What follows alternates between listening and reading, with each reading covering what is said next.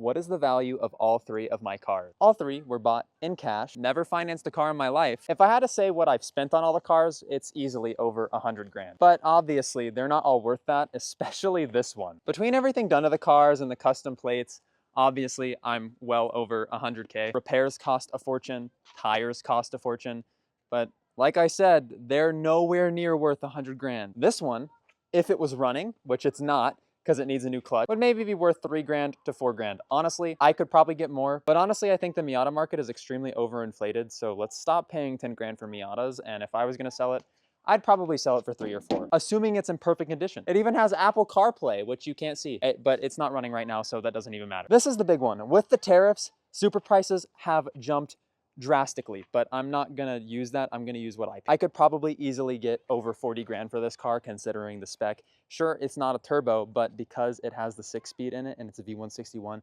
it raises the price by about 10 grand. And with the tariffs, I've been seeing naturally aspirated manual Supras go for like 50, which I think is way too much. Now the Tesla, this is the heavy hitter. I paid 31,500 for this. It is now worth, take your guesses, about 12 grand. I'm sure someone would be willing to pay 15 grand, but it's realistically worth 12. It has the most miles out of every car in the fleet because I drive it all the time. And even though it has a brand new battery in it, Tesla prices have just plumped. So having that said, since the Miata's worth nothing, we're not even gonna count it.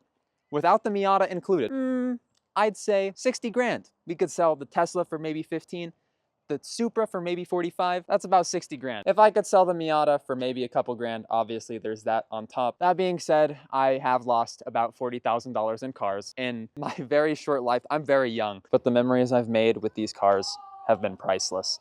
And I honestly would much rather have these than the 100 grand on my bank account I spent.